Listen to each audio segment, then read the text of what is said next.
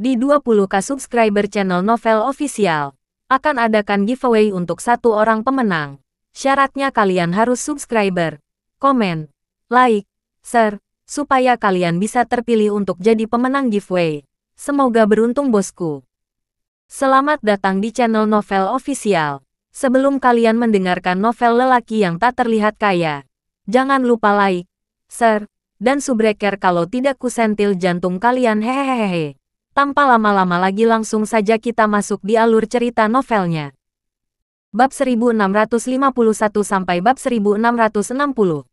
Jadi itulah mengapa ramuan itu disembunyikan dengan sangat baik dari seluruh dunia. June bahkan ada di sini untuk terus-menerus berjaga-jaga atas ginseng Panax berusia 1000 tahun. Tidak seorang pun boleh mendapatkan ramuan itu. Jika tidak, malapetaka pasti akan menyusul. Aku yakin kamu bisa mengerti itu, kan? Kata June sambil menatap Geralt. Sekarang memahami konsekuensi yang bisa terjadi. Geralt hanya mengangguk ketika dia menjawab, "Saya mengerti. Jangan khawatir. Aku tidak akan mengambilnya. Saya senang mendengarnya. Bagaimanapun juga, aku akan memberimu sesuatu untuk mengungkapkan rasa terima kasihku." Kata June saat dia dengan anggun melambaikan tangannya, mendorong semacam kotak harta karun kubik kecil muncul di telapak tangannya.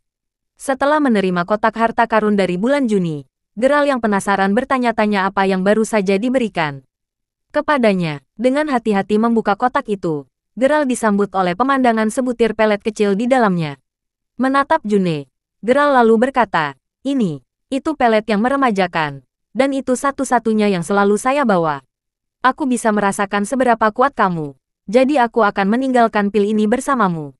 Semoga bermanfaat bagi Anda, jawab June. Geralt sejujurnya terperangah dengan pergantian peristiwa ini. Lagi pula, June sebenarnya bersedia memberinya hal yang sangat berharga. Ini adalah satu-satunya pelet peremajaan yang ada demi Tuhan. Aku menghargai bahwa kamu memberiku hadiah yang sangat berharga.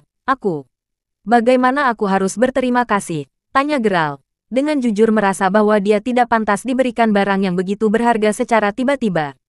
Tidak perlu berterima kasih padaku, jawab June agak santai. Setelah itu, dia membawa Geralt menjauh dari kebunnya dan kembali ke rumahnya.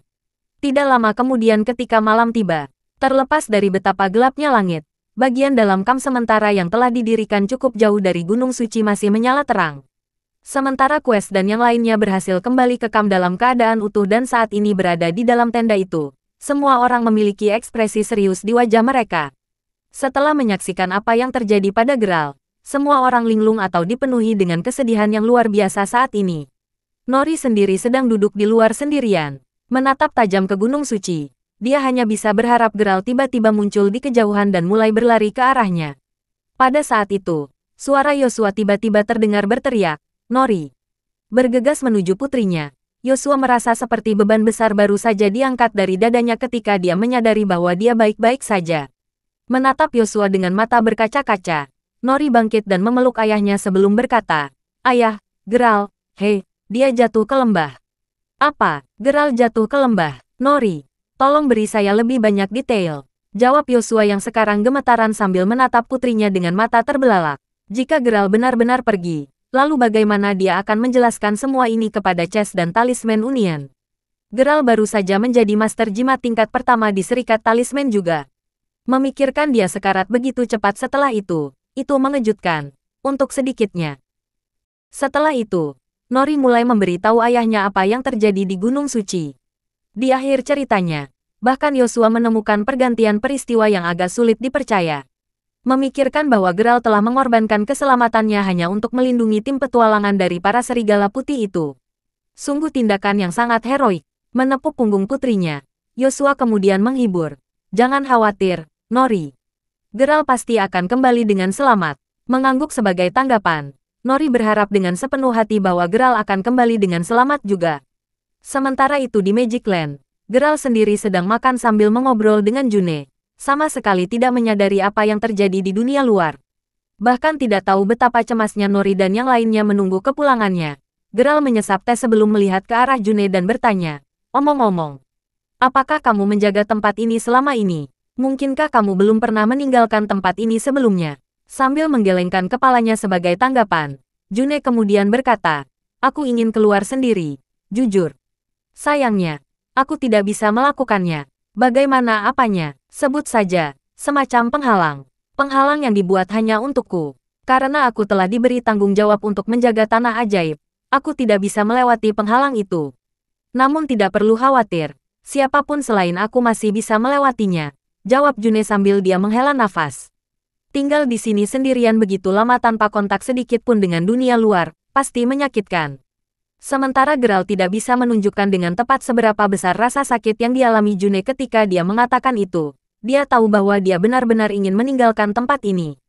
Meski begitu, Geralt secara pribadi berharap agar June tidak memasuki dunia luar. Lagi pula, hal-hal di luar sana jauh lebih berbahaya dan lebih keji dibandingkan dengan kondisi di dalam Magic Land. Sambil memikirkan itu, Geralt juga mendapati dirinya berharap bahwa orang luar lainnya tidak akan dapat menemukan tempat ini. Lagi pula, dengan begitu banyak ginseng panax berusia ribuan tahun di sini, penemuan mereka oleh publik pasti akan menyebabkan kegemparan besar-besaran. Untuk mencegah semua kekacauan itu sejak awal, yang terbaik adalah beberapa hal tetap tidak ditemukan dan kemudian tidak berubah. Hingga larut malam, Geralt yang telah bersandar di kursinya selama beberapa saat akhirnya tertidur. Tidur yang nyenyak dan menenangkan, dan Geralt sudah lama tidak merasa senyaman ini. Saat itu sekitar fajar ketika dia dibangunkan oleh suara June yang berkata, "Apakah kamu sudah bangun?" Membuka matanya, Geralt melihat June duduk di depannya. "Saya sekarang, Anda cukup burung awal juga saya melihat," jawab Geralt. "Memang, bagaimanapun juga, karena kamu sudah bangun. Ayo kita keluar dari tempat ini," kata June. Tidak keberatan dengan itu, tiba-tiba terlintas di benak Geralt bahwa dia secara teknis telah hilang sepanjang malam sejak dia jatuh ke lembah. Dengan mengingat hal itu, dia sekarang khawatir tentang betapa cemasnya perasaan Nori dan yang lainnya saat ini. Apapun masalahnya, begitu mereka berada di luar rumah June, dia meraih tangannya sebelum melompat bersamanya, membubung tinggi ke langit. Akhirnya, keduanya mendarat di depan semacam boulevard kecil, menunjuk jalan raya. June lalu berkata, "Kamu bisa pergi dengan berjalan kaki lewat sini." "Aku mengerti, terima kasih untuk semuanya," jawab Geralt dengan nada serampangan sebelum berjalan ke boulevard. Saat dia berjalan, pemandangan di depannya tampak tiba-tiba melengkung, dan tiba-tiba, dia menyadari bahwa dia tidak lagi berada di tanah ajaib. Melihat sekeliling, Geralt menemukan bahwa dia sekarang berada di hutan di kaki Gunung Suci. Meskipun bingung, Geralt tahu bahwa dia harus merahasiakan lokasi ini selama dia hidup. Dengan itu, dia kemudian mulai berjalan keluar dari hutan. Tidak lama kemudian ketika dia tiba di depan kamp sementara, anehnya, pintu keluarnya sedekat ini dengan kamp. Berdiri di depan perkemahan, Geralt melihat bahwa Quest dan yang lainnya sedang serius mendiskusikan sesuatu di dalam. Butuh beberapa saat bagi mereka untuk menyadarinya, tetapi akhirnya, Nori mendapati dirinya terpaksa melihat keluar dari tenda, dan begitu dia melakukannya, matanya langsung melebar. "Geralt," dia berdiri di sana. "Dia selamat." Saat dia berhasil keluar dari keadaan tercengangnya, Nori segera berteriak, "Ge Geralt." Sekarang berlinang air mata, Nori kemudian bergegas dan memeluknya erat-erat. Menyadari bahwa Geralt utuh, Quest dan yang lainnya sama-sama senang dan terkejut. Saat mereka juga berlari ke arahnya, Nori sudah mengamati Geralt dari ujung kepala hingga ujung kaki sambil bertanya, "Apa kamu baik-baik saja Geralt? Apakah Anda terluka di mana saja?" Melihat betapa khawatirnya dia, Geralt hanya bisa tersenyum sebelum menjawab, "Jangan khawatir, aku baik-baik saja." Mendengar itu, Nori sangat lega sehingga dia mendapati dirinya dengan lembut memukulkan tangan kecilnya ke dadanya sambil merengek, Kamu benar-benar membuatku takut setengah mati kali ini." Penghiburan yang dia dapatkan sekarang setelah menyaksikan kejadian kemarin terlalu berlebihan. Saat Patrick dan Quest mulai menepuk bahu Geralt, Quest akhirnya menemukan dirinya bertanya, apa yang terjadi setelah kamu jatuh?" "Itu jatuhnya cukup tinggi, tahu." Tertawa sebagai tanggapan, Geralt hanya menjawab, "Saya cukup beruntung untuk jatuh tepat di atas pohon besar. Itu pasti membantu mematahkan kejatuhanku." Secara alami, Geralt tidak bisa memberitahu mereka tentang Magic Land, dan untungnya, yang lain tampaknya mempercayai ceritanya. Lagi pula, yang penting bagi mereka adalah Geralt telah kembali dengan selamat. Either way, sekarang dia kembali. Mereka tidak perlu lagi meluncurkan upaya penyelamatan lain. Dengan pemikiran itu, semua orang mulai berkemas untuk kembali ke ibu kota bumi. Setibanya di kediaman keluarga Zan, Yosua yang telah kembali malam sebelumnya setelah mengetahui bahwa putrinya selamat langsung menghela napas lega saat melihat Geralt bersama rombongan lainnya. Begitu dia berada di hadapan Yosua, Geralt mengambil kesempatan itu untuk mengatakan, "Maaf, Tuan Yosua dan Nori, tapi saya harus kembali ke bumi untuk sementara waktu." Mendengar itu, suasana hati Nori langsung redup saat dia bergumam, "Oh, kau kembali." Setelah terbiasa dengan Geralt di sisinya selama ini, dia benar-benar tidak menyukai gagasan kepergian Geralt. Meskipun dia tidak menyukainya, dia tahu dia tidak bisa menghentikan Geralt. Apapun masalahnya, Yosua kemudian bertanya, "Begitu, kapan kamu akan kembali ke sini?" "Mungkin cukup lama, lagi pula, saya sudah tinggal di sini untuk beberapa waktu juga. Saya masih harus menemani anggota keluarga saya yang lain dan memberitahu mereka apa yang telah saya lakukan," jawab Geralt sambil sedikit tersenyum. "Ah, begitu, mengawasi keluargamu juga penting. Baiklah kalau begitu, bagaimanapun, ketahuilah bahwa setiap kali Anda kembali ke Jaelatra, ini adalah rumah Anda. Kami akan selalu menunggumu di sini," kata Yosha dengan anggukan tegas. Setelah mendengar itu, Geralt mendapati dirinya merasa sedikit tergerak. Selain tuannya, Nori dan Yosua adalah satu-satunya orang lain yang memperlakukannya dengan sangat baik di Jaelatra. Meski begitu, mengingatkan dirinya sendiri bahwa dia tidak bisa bersama Nori. Dengan pemikiran itu, Geralt kemudian mengucapkan selamat tinggal sebelum berangkat ke bumi. Ketika dia kembali ke bumi, dia langsung merasakan kehangatan dan keakraban yang ramah. Meskipun Jaelatra hebat dengan caranya sendiri, bumi tetaplah rumahnya yang sebenarnya. Bagaimanapun, perhentian pertama Geralt secara alami adalah Istana Sakrasolis. Lagi pula, sudah lama sekali sejak terakhir kali dia bertemu Mila dan anggota keluarganya, dan dia sangat merindukan mereka. Setelah tiba di rumah, bagaimanapun, Geralt terkejut bahwa baik Mila maupun saudara perempuannya tidak hadir. Syukurlah, orang tuanya ada di sana. Jadi Geralt kemudian bertanya, "Bu, Ayah, di mana Mila dan Jessica?"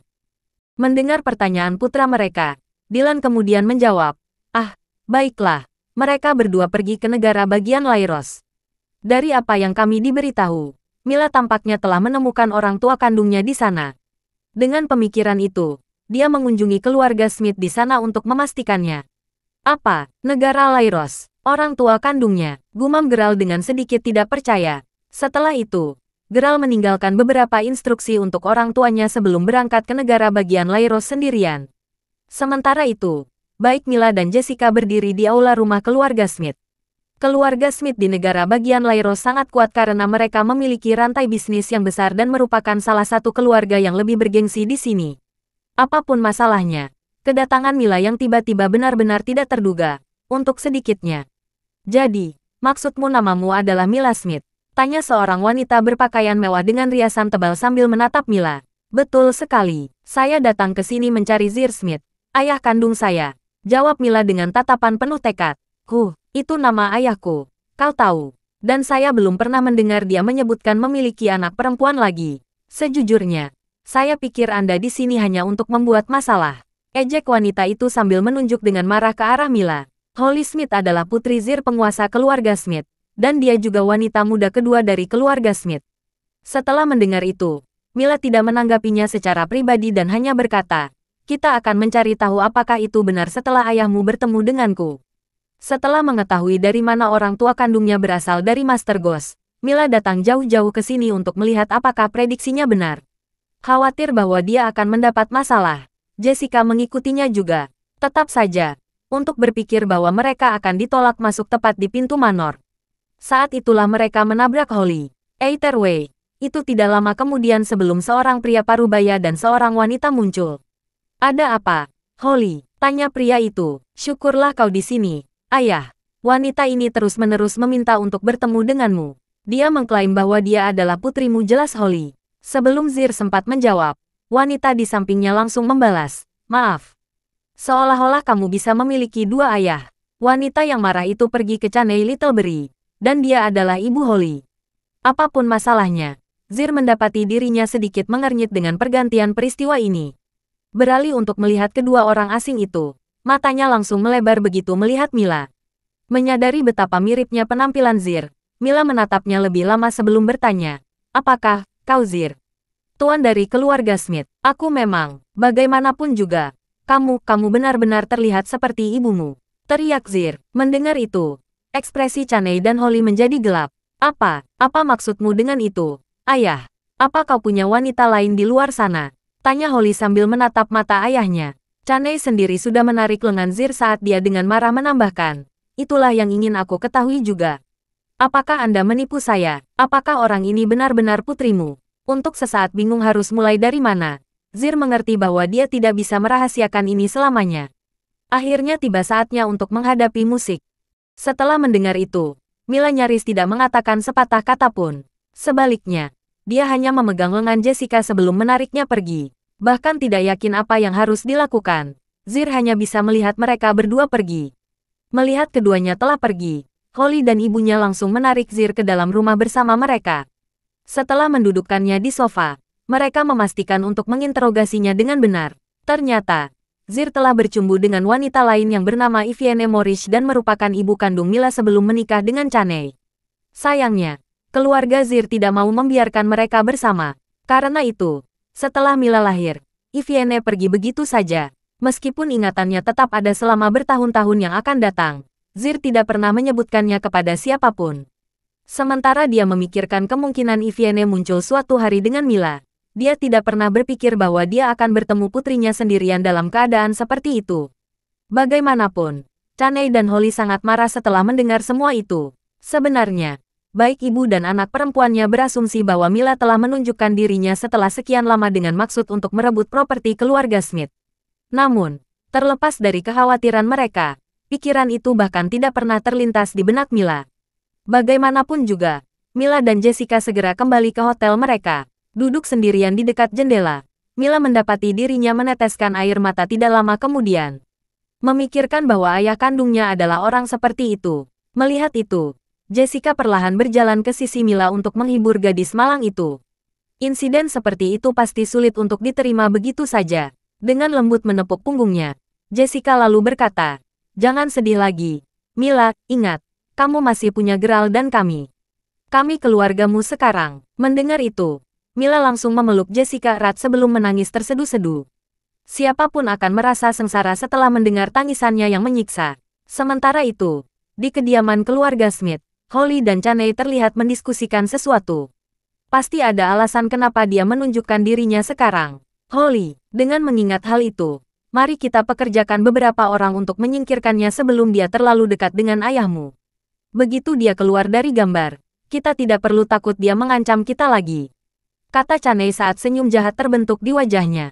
Saya tahu, dia pasti di sini untuk merebut properti keluarga kita. Jika kita membiarkannya, aku yakin dia juga akan mulai menuntut untuk mendapatkan tempat di dalam keluarga kita. Dengan mengatakan itu, kita pasti tidak bisa membiarkan dia melakukan apa yang dia inginkan. Geram Holly, nada kebencian yang luar biasa. Melihat putrinya berhadap-hadapan dengannya, Chanei kemudian membisikkan sesuatu ke telinganya. Pada saat dia selesai, senyum sinis di wajah mereka semakin lebar dari sebelumnya. Saat keduanya terus menyempurnakan rencana jahat mereka, Geralt tiba di negara bagian Lairos. Setelah menghubungi Mila dan mencari tahu di mana dia berada, dia segera bergegas ke kamar hotel tempat mereka berada saat ini. Setelah melihat Geralt, Mila langsung melemparkan dirinya ke dalam pelukannya. Terlihat sangat mirip dengan kelinci putih yang menyedihkan dan ketakutan. Setelah mereka bertiga duduk, Mila mulai memberi tahu Geralt tentang apa yang terjadi di rumah keluarga Smith. Pada saat dia selesai, Geralt mulai mengerti bahwa ayah Mila memiliki dua wanita yang dengannya dia melakukan hubungan intim. Dengan pemikiran itu, Geralt kemudian berkata, "Sejujurnya, saya tidak berpikir Anda harus terus mencari ayah kandung Anda. Lagi pula, dia tidak hanya sudah membentuk keluarga baru, tapi dia juga ayah yang buruk karena memulai keluarga lain setelah kamu lahir." Mendengar itu, Mila harus setuju dengan Geralt. Pada saat itu, ponsel Mila berdering sejenak. Melihat ponselnya, Mila melihat bahwa dia telah menerima pesan dari nomor kontak yang tidak dikenal. "Halo, Mila, ini Holly. Saya ingin bertemu dan mengobrol sebentar dengan Anda." Kata pesan itu, merasa aneh dan mengejutkan bahwa Holly akan mengambil inisiatif untuk mengajaknya kencan. Mila kemudian menatap Geralt sebelum berkata, "Ini, pesan dari Holly. Dia sepertinya ingin bertemu denganku." "Oh, mari kita lihat apa yang dia inginkan. Aku akan pergi bersamamu," jawab Geralt. Merasakan bahwa Holly pasti memiliki motif tersembunyi. Setelah menyadari bahwa Geralt akan datang bersamanya, Mila diberi dorongan ekstra dalam kepercayaan diri.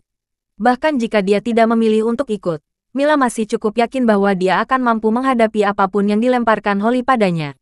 Apapun masalahnya, setelah memutuskan lokasi pertemuan dengan Holly, Mila dan Geralt kemudian meninggalkan hotel. Lokasi pertemuan itu sendiri tampak seperti taman terpencil, dan meskipun Geralt datang, dia memilih untuk tetap berada dalam bayang-bayang untuk saat ini. Saat mereka tiba di sana, Holly sudah berada di taman. Tidak ingin bertele-tele, Mila kemudian berkata, "Apa yang bisa saya lakukan untuk Anda?" Terkekeh sebagai tanggapan, Holly kemudian menjawab, "Ah, well, saya hanya ingin mengenal Anda sedikit lebih baik. Lagi pula, sekarang saya tahu bahwa Anda adalah kakak perempuan saya, dan saudara perempuan harus rukun satu sama lain, bukan?" Terlepas dari senyum cerah di wajah Holly, pikiran jahat adalah satu-satunya yang ada di benaknya. Tetap saja, dengan betapa berbedanya perlakuan Holly sekarang dibandingkan sebelumnya, Mila bisa langsung tahu ada yang tidak beres. Holly pasti punya sesuatu yang direncanakan untuknya. "Dengar, katakan saja padaku apa yang kamu inginkan. Saya tahu betapa Anda membenci saya, jadi jangan buang waktu satu sama lain, oke?" Balas Mila dengan nada agak dingin. Tertegun bahwa Mila telah melihatnya dengan begitu mudah, Holly untuk sesaat tidak dapat mengatakan sepatah kata pun. Dengan cepat melepaskannya, Holly kemudian bertepuk tangan beberapa kali. Jika Mila ingin langsung ke intinya, biarlah.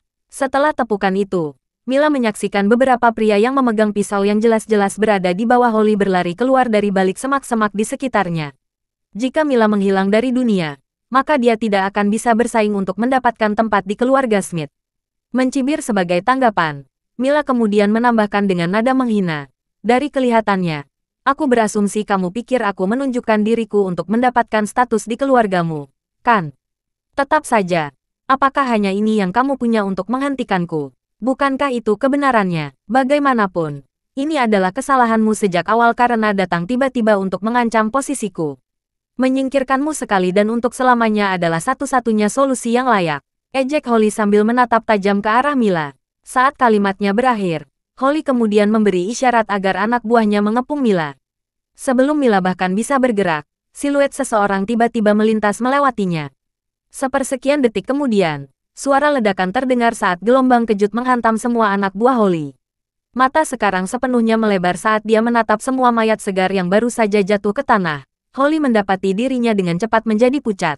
Dia telah mengabaikan fakta bahwa Mila akan memiliki anak buahnya sendiri. Sungguh kesalahan fatal. Dengan orang-orang itu keluar dari gambar, Geralt kemudian berbalik untuk melihat Holly yang tercengang yang sangat ketakutan sehingga dia bahkan tidak bisa menemukan kekuatan untuk bergerak. Menyadari bahwa Geralt sekarang perlahan berjalan ke arahnya, Holly yang gemetaran kemudian tergagap. "Kakao, jangan lewat sini, aku dari keluarga Smith." Fakta bahwa dia berpikir bahwa dia bisa menggunakan keluarganya sebagai ancaman sebenarnya benar-benar menunjukkan betapa bodohnya gadis ini. Terlepas dari itu, sebelum hal lain terjadi, Mila dengan cepat berlari ke Geralt sebelum menarik lengan bajunya ketika dia berkata, "Mari kita lupakan dia, Geralt." Pada akhirnya, Holly tidak hanya masih seorang wanita, tetapi dia juga putri dari ayah kandung Mila. Dengan mengingat hal itu, Mila merasa agak enggan jika sesuatu yang terlalu buruk terjadi pada Holly. Mendengar itu, Geralt kemudian mengangguk sedikit sebelum menjawab, "Baik." Namun, dia masih ingin memberi Holly peringatan keras, supaya dia mengerti bahwa mempermainkannya dan Mila akan membawa konsekuensi yang mengerikan. "Holly, kan, dengarkan di sini. Jika Anda atau Smiths lainnya berani menyentuh Mila lagi, saya jamin keluarga Anda akan benar-benar musnah dari muka bumi. Asal kau tahu, aku orang yang memegang kata-kataku. Apakah saya membuat diri saya jelas?" Ejek Geralt, bahkan tidak berani mengatakan sepatah kata pun. Holly hanya mengangguk dengan panik. Melihat itu, Geralt kemudian membawa Mila pergi. Dia tidak terlalu khawatir dengan mayat-mayat itu karena dia percaya bahwa Holly dan keluarganya dapat dengan mudah membuangnya. Adapun kekhawatiran tentang mengekspos dia sebagai seorang pembunuh, mereka mungkin tidak akan berani melakukan itu juga. Lagi pula, para hooligan ini direkrut oleh keluarga Smith. Apapun masalahnya, Holly hanya berani menelepon ibunya untuk mengabarkan situasinya setelah Mila dan Geralt benar-benar hilang dari pandangan. Pada saat itu, Geralt dan Mila sudah bersatu kembali dengan Jessica, dan setelah itu, ketiganya dengan cepat meninggalkan negara bagian Lairos. Begitu mereka keluar dari sana, keluarga Smith pasti tidak akan bisa menghadapi mereka lagi. Terlebih lagi, Mereka juga tidak akan bisa memburu Mila karena Geralt memastikan untuk tidak meninggalkan jejak mereka. Bagaimanapun, itu adalah malam dan hari yang penuh kemudian ketika ketiganya akhirnya kembali ke Istana Sakrasolis. Namun, begitu mereka kembali, Master Ghost langsung bertemu dengan Geralt. Melihat betapa cemasnya dia, Geralt mau tidak mau bertanya, apakah ada sesuatu yang penting yang ingin kamu diskusikan denganku? Memang, soalnya, portal besar ke dunia lain baru saja dibuka. Saya ingin tahu apakah Anda akan memasukinya, jawab Tuan Hantu. Setelah mendengar itu, Geralt terdiam sesaat, untuk berpikir bahwa peristiwa aneh seperti itu akan terjadi. Setelah mengambilnya, Geralt dengan cepat bertanya, di mana tepatnya portal ini, Master Ghost? Mendengar itu, Master Ghost kemudian membuat beberapa gerakan tangan, sampai tiba-tiba, seberkas cahaya biru keluar dari salah satu ujung jarinya. Dengan sinar cahaya terbang ke langit, Master Ghost kemudian berkata, portal ada di tablet batu Skyreach di dalam Jaelatra. Namun, perhatikan bahwa dengan memilih untuk memasuki dunia itu, Anda harus siap kehilangan sesuatu. Mendengar itu, Geralt hanya mengangguk setuju. Maju cepat ke hari berikutnya. Geralt memastikan untuk mengucapkan selamat tinggal pada Mila dan keluarganya sebelum berangkat ke tablet batu Skyreach Jaelatra. Pada saat itu, berita bahwa tablet batu Skyreach telah dibuka telah menyebar ke seluruh Jaelatra. Karena ini adalah kesempatan besar untuk petualangan yang hanya muncul sekali setiap beberapa dekade. Beberapa orang tampaknya berencana untuk menyeberangi portal juga. Bagaimanapun, dalam perjalanannya ke Jaelatra, Geralt menggunakan jimat suara untuk memberitahu Nori tentang rencananya. Setelah mendengar bahwa dia menuju ke tablet batu Skyreach, Nori langsung merasa sangat gembira. Bagaimanapun, dia berencana untuk pergi ke sana sendiri. Dengan pemikiran itu, dia segera berangkat untuk menunggunya di sana. Saat itu sekitar tengah hari ketika keduanya bersatu kembali. Meskipun baru beberapa hari sejak terakhir kali mereka bertemu, Nori sangat merindukan Geralt. Ini terbukti dengan bagaimana dia langsung melompat ke pelukannya begitu dia melihatnya. Bahkan tidak peduli dengan tatapan dari orang lain di sekitar mereka. Geralt sendiri sudah terbiasa dengan Nori saat ini. Tidak ada cara untuk menghentikan gadis itu melakukan ini. Apapun masalahnya. Begitu dia sedikit tenang, Nori menatapnya dengan rasa ingin tahu ketika dia bertanya. Bagaimana kamu bisa mengetahui bahwa tablet batu Skyreach telah dibuka, Geralt? Keingintahuannya beralasan karena orang-orang di bumi seharusnya tidak dapat mengetahui peristiwa ini. Satu-satunya jawaban yang layak adalah jika orang lain dari Jaelatra memberitahunya tentang hal itu. Tetap saja, Geralt bisa dianggap sebagai penduduk lokal Jaelatra pada saat ini. Lagi pula, dia bahkan telah menguasai seni membuat jimat teknik rahasia. Either way, setelah tertawa sebagai tanggapan, Geralt hanya tersenyum tipis sebelum menjawab. Katakan saja seseorang memberitahu saya tentang itu. Pada saat itu, dengungan yang hampir halus terdengar saat tablet batu Skyreach mulai bergetar, bersiap untuk membuka. Tak lama setelah itu, lingkaran halo yang berputar-putar muncul di atasnya. Perlahan, lingkaran cahaya itu tumbuh lebih besar dan lebih besar, dan pada satu titik, cahaya yang dipancarkannya menjadi sangat terang hingga hampir menyilaukan. Pada saat semua orang membuka mata mereka lagi, lingkaran cahaya itu berhenti dan sebuah portal besar muncul di hadapan mereka. Tampaknya mengarah ke semacam lorong. Semua orang menyaksikan beberapa orang berpakaian aneh berjalan keluar dari portal. Orang-orang ini bukan dari bumi atau Jaelatra. Sebaliknya, mereka datang dari dunia lain yang dikenal sebagai benua Leikong. Portal yang hanya muncul sekali setiap beberapa dekade berfungsi untuk menghubungkan benua Leikong ke Jaelatra. Dan begitu muncul, itu akan tetap terbuka selama 1 tahun penuh. Sepanjang tahun itu, orang-orang bebas bergerak di antara dua dunia. Meskipun anehnya, hanya mereka yang berasal dari Jaelatra yang akan memasuki benua Leikong dan tidak pernah sebaliknya.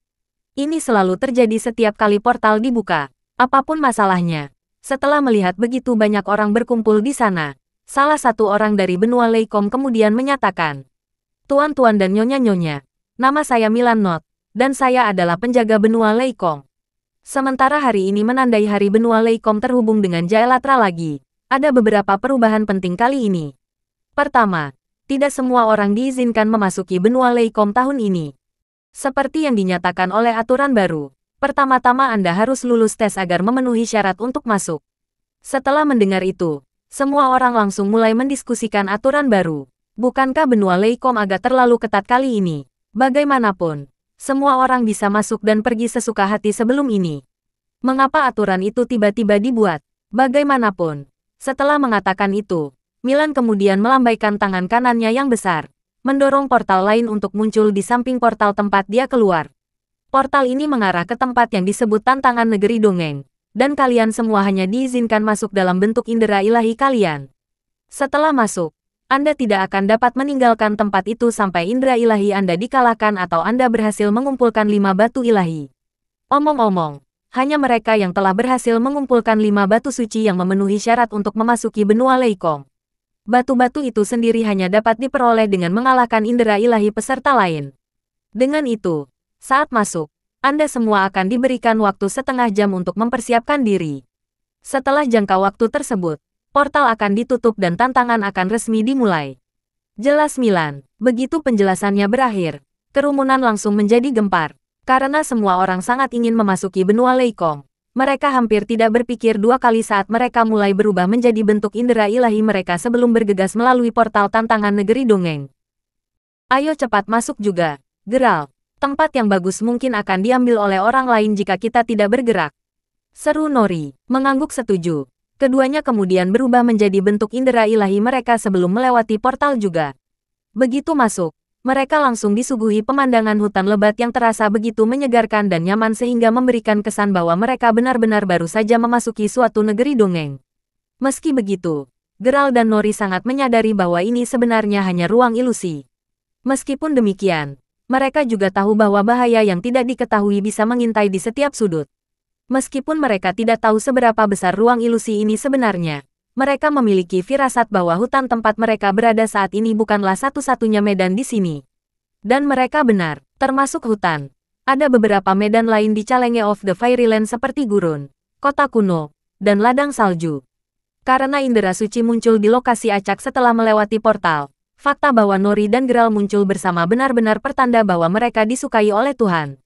Bagaimanapun, karena masih ada sekitar 15 menit sebelum tantangan dimulai, baik Geralt dan Nori memutuskan untuk berjalan-jalan sambil mengobrol satu sama lain. Karena kita membutuhkan 10 batu dewa untuk memenuhi syarat memasuki benua Leikong, kurasa kita harus mengalahkan 10 orang. Kata Nori sambil menatap Geralt, mengangguk sebagai tanggapan. Geralt kemudian menjawab, itulah idenya. Tetap saja, saya menemukan aturan ini sedikit mengejutkan. Untuk berpikir bahwa masuk ke benua Leikong akan dikontrol dengan sangat ketat. Ini benar-benar pertama kalinya terjadi. Sebelum ini, hampir semua orang diizinkan untuk bebas melintasi benua Leikong dan Jaelatra. Jelas Nori sambil menggelengkan kepalanya. Yah, apapun masalahnya, aku percaya bahwa selain kita, beberapa orang lain pasti sudah mulai membentuk kelompok mereka sendiri, bahkan yang lebih kuat. Lagi pula, Jaelatra sudah memiliki banyak orang kuat, jawab Geralt saat dia dengan hati-hati mulai memeriksa sekelilingnya. Karena Geralt adalah satu-satunya peserta dari bumi, dia menyadari bahwa melewati semua ini akan menjadi pengalaman yang baik baginya secara umum. Lagi pula, seperti yang dia katakan, ada banyak orang kuat di Jaelatra, dan mereka semua tampaknya menyembunyikan diri dengan cukup baik. Sayangnya bagi siapapun yang mereka temui, Geralt dan Nori juga tidak lemah. Faktanya, selama mereka tidak bertemu dengan orang kuat gila yang telah memasuki peringkat jiwa ke-7 dari alam sage atau alam avatar, keduanya cukup baik untuk dilakukan. Pada saat itu, suara Milan mulai menggelegar di seluruh langit. Semua orang berpartisipasi. Tantangan dimulai dalam 10, 9, 8. Saat hitungan Milan mendekati 0, Geralt dan Nori saling melirik sebelum secara bersamaan melompat ke atas pohon tinggi di depan mereka. Berdiri di dahan pohon, keduanya kemudian menggunakan daun di sekitar mereka untuk menyembunyikan diri. Kecuali jika mereka secara khusus dicari, akan sangat sulit bagi siapapun untuk menemukannya. Keduanya menyadari bahwa karena mereka belum tahu bahaya apa yang mengintai, pilihan terbaik mereka adalah menunggu dengan sabar saat yang tepat untuk menyerang. Itu pasti mengalahkan pemikiran untuk berlarian dengan terburu-buru mencari orang untuk dikalahkan. Secara keseluruhan, ada sekitar 1000 peserta dalam tantangan tersebut. Dengan kata lain, meskipun ruang ilusi itu agak besar, kemungkinan menabrak orang lain masih agak tinggi. Hitung mundur sudah berakhir, biarkan tantangan dimulai, mengumumkan Milan beberapa detik kemudian. Setelah itu, seluruh area menjadi sunyi senyap, tanpa suara atau bahkan tanda-tanda menyeret. Satu-satunya suara yang bisa didengar adalah gemerisik daun yang tertiup angin. Namun, tidak lama kemudian beberapa orang dengan cepat dibawa keluar. Sebagian besar dari mereka yang didiskualifikasi pada awalnya tidak begitu kuat, dan yang lainnya tidak pandai menyembunyikan diri. Dengan mengingat hal itu, mereka telah menjadi sasaran begitu mereka memasuki tempat ini, yang menjelaskan mengapa mereka dibawa keluar begitu cepat dan mudah. Setelah beberapa saat, Nori tidak bisa menahan diri untuk tidak bergumam. Bersembunyi saja di sini tidak akan ada gunanya bagi kita, kau tahu. Izinkan saya untuk mengingatkan Anda bahwa kami juga cukup kuat. Dengan mengatakan itu, kita pasti harus mengambil inisiatif untuk memburu orang-orang yang lebih lemah yang masih dalam tantangan selagi bisa. Tampak agak tertekan ketika dia menatap Geralt. Nori merasa perlu untuk mengingatkannya bahwa pada akhirnya, keduanya telah memasuki alam sage. Mendengar itu, Geralt merasa bahwa dia ada benarnya. Dengan itu, dia kemudian menjawab, "Baiklah kalau begitu, mari kita berinisiatif untuk menyerang. Semakin cepat kita mengumpulkan Divine Stone yang dibutuhkan, semakin cepat kita bisa menyelesaikan tantangannya." Dengan mengatakan itu, keduanya kemudian melompat dari pohon bersama-sama. Namun, begitu keduanya mendarat, beberapa anak panah tiba-tiba melesat ke arah mereka dari dalam semak-semak. Untungnya, keduanya bereaksi sangat cepat, dan mereka dapat dengan mudah menghindari panah. Anak panah itu sendiri akhirnya menusuk beberapa pohon yang ada di belakang mereka. Setelah itu, 3 orang yang memegang panah bergegas keluar dari semak-semak, mengepung Geralt dan Nori dalam waktu singkat. "Tidak kusangka kita akan bertemu mangsa begitu cepat. Betapa beruntungnya, bos," kata seorang pria botak sambil tersenyum sinis sambil menatap pria berwajah bekas luka yang berdiri di sampingnya. Ketiganya sebelumnya diam-diam bergerak ketika mereka tiba-tiba melihat Geralt dan Nori melompat dari pohon itu. Mengetahui bahwa ini adalah kesempatan mereka, mereka semua dengan cepat bergerak tanpa ragu sedikit pun. "Keberuntungan katamu.